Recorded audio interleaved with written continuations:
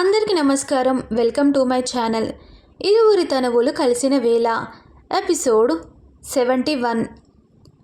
అలా సాయంత్రం గడిచింది. అతిథికి ఆదిత్యాన్ని చూడాలని అనిపిస్తూ ఉండటంతో అదే విషయం వరుణ్కి చెప్పింది.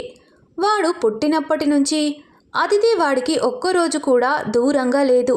కానీ నిన్న నైట్ నుంచి ఈరోజు సాయంత్రం వరకు వాడిని చూడకుండా ఉండేసరికి అతిథికి కొంచెం బెంగగా అనిపించింది. అదే విషయం వరుణ్కి చెప్పింది.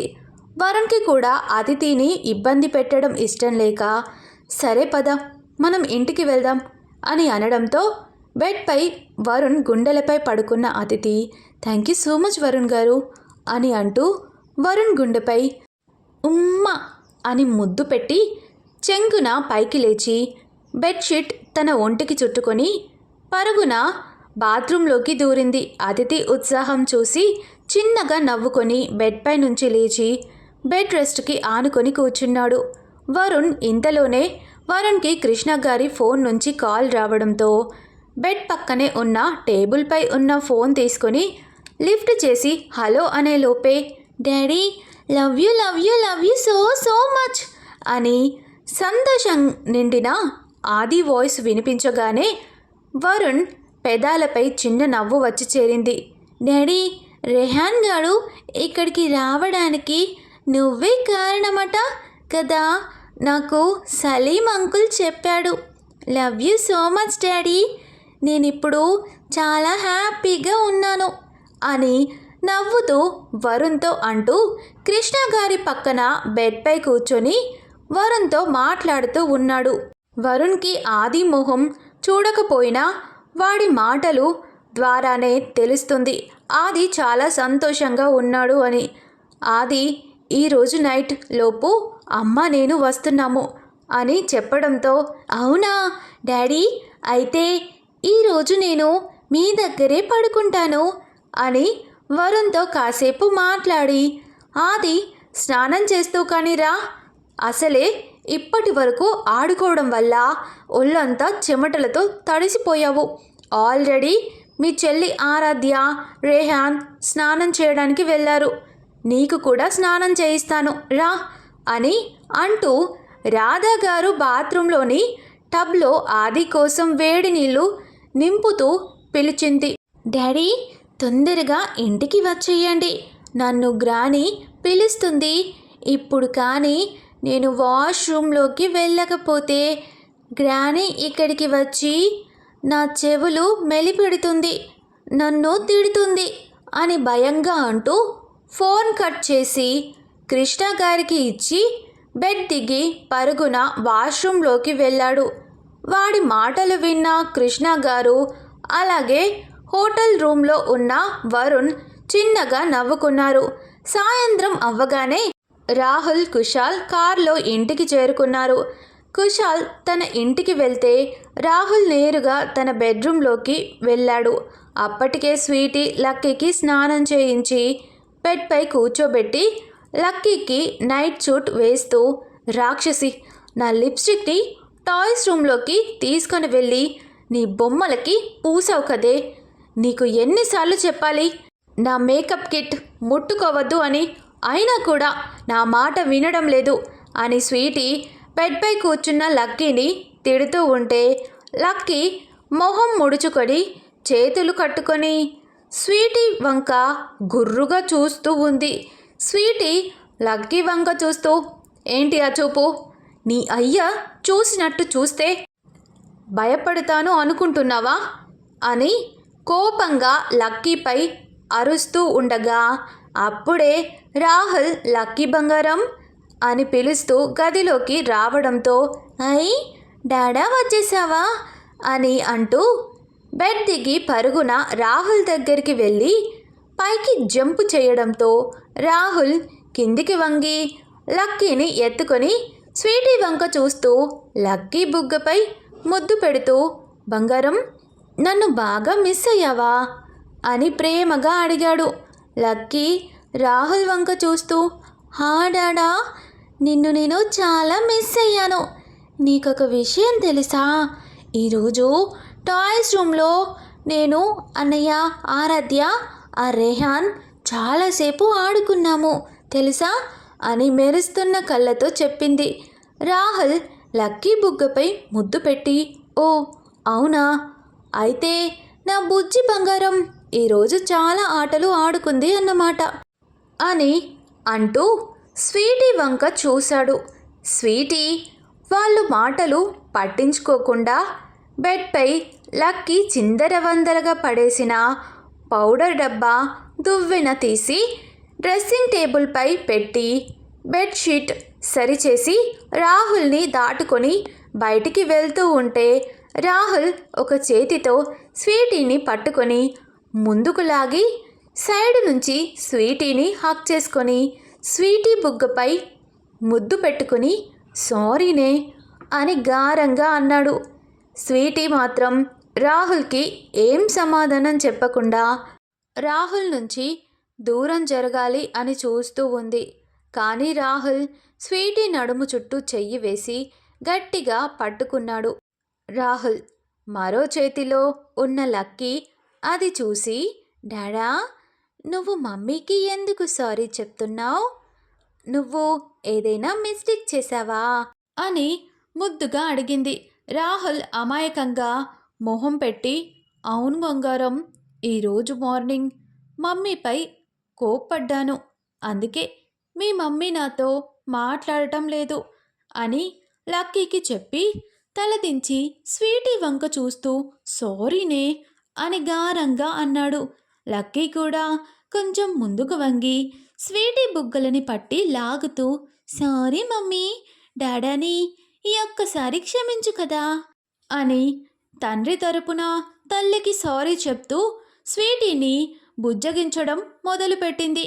లక్కీ సారీ బంగారం అని రాహుల్ సారీ బంగాళం అని లక్కీ ముద్దు ముద్దుగా చెప్తూ ఉంటే అలక పాన్పు ఎక్కిన స్వీటీ పాప వాళ్ళ వంక నవ్వుతూ చూస్తూ, నీ అయ్య నన్ను తిట్టి సారీ చెప్పడం, నువ్వు నన్ను ఇరిటేట్ చేసి సారీ చెప్పడం బాగా అలవాటైపోయింది మీకు అని అంటూ రాహుల్ లక్కీ బుగ్గలని తన 2 చేతులతో పట్టుకొని లాగి మళ్ళీ వాళ్ళిద్దరిని హక్ చేసుకుంది.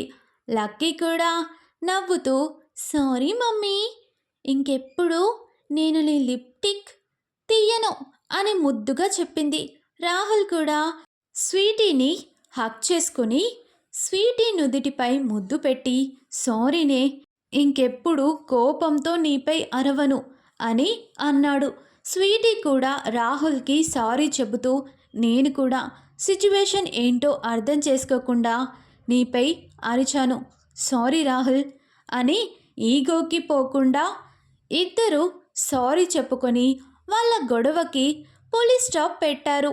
మరోవైపు వరుణ్ అతిథి హోటల్ నుంచి ఇంటికి రావడంతో అప్పటికి హాల్లో కూర్చొని వాళ్ళ కోసం వెయిట్ చేస్తూ ఉన్న ఆదిత్య లోపలికి వచ్చిన వరుణ్ అతిథిలని చూసి అమ్మా, డాడీ అని ఉత్సాహంగా అరుస్తూ అతిథి వరుణ్ దగ్గరికి పరుగున వెళ్ళి వాడి చిట్టి చేతులతో ఇద్దరి కాళ్ళని చుట్టుకున్నాడు.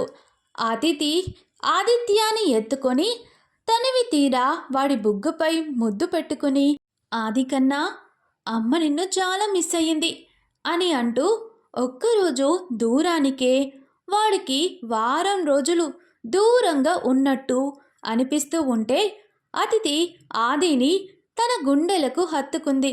ఆది కూడా అతిథిని హక్ చేసుకొని, నేను కూడా నిన్ను చాలా మిస్ అయ్యాను అమ్మా అని అన్నాడు. అప్పుడే రేహాన్ సలీంతో కలిసి ఇంటికి వెళ్ళి స్నానం చేసి ఆదిత్య కోసం వరుణ్ వాళ్ళ ఇంటికి వచ్చి అతిథి వరుణ్ణి చూడగానే, ఆంటీ నేను వచ్చేసా అని అంటూ అతిథి దగ్గరికి వెళ్ళాడు. అతిథికి ఆల్రెడీ వరుణ్ కార్లో వస్తున్నప్పుడే రెహాన్ వాళ్ళు ఇక్కడికి షిఫ్ట్ అయ్యారు అని చెప్పాడు. అప్పుడు అతిథి చాలా సంతోషంగా ఫీల్ అయ్యింది. ముఖ్యంగా వరుణ్ పై ఇంకా ప్రేమ పెరిగింది. ఎందుకంటే ఆదిత్య కోసం, ఆదిత్య సంతోషం కోసం వరుణ్ రెహాన్ వాళ్ళని ఇక్కడికి రప్పించాడు అని అతిథికి అర్థమయ్యింది. రెహాన్ని చూడగానే అతిథి ఆదిని వరుణ్కి ఇచ్చి రెహాన్ని ఎత్తుకొని రెహాన్ బుగ్గపై ముద్దు పెట్టి, రెహాన్ ఎలా ఉన్నావు అని ప్రేమగా అడిగింది. హో, నేను చాలా బాగున్నాను ఆంటీ అని అతిథి వంక చూస్తూ అని వరుణ్ వంక చూస్తూ, thank you so much uncle. నాకు డాడీ చెప్పాడు మీ వల్లే మేము ఇక్కడికి షిఫ్ట్ అయ్యాము అని మెరుస్తున్న కళ్ళతో అన్నాడు. వరుణ్ రెహాన్ కళ్ళల్లో సంతోషం చూసి చిన్నగా నవ్వుకున్నాడు.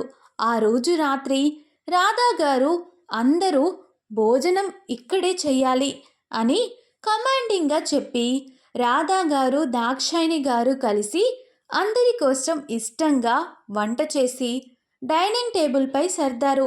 రెహాన్, సలీం, ఫాతిమా, కృతిక, ఆరాధ్య, కుషాల్ వరుణ్ ఫ్యామిలీతో కలిసి భోజనం చేసి ఎవరింటికి వాళ్ళు వెళ్ళి నిద్రపోయారు.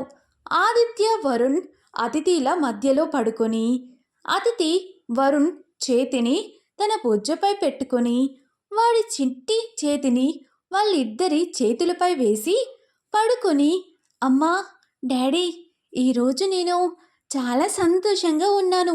రేపు నేను, చెల్లి, రెహాన్, ఆరాధ్య నలుగురం కలిసి స్కూల్కి వెళ్తాము.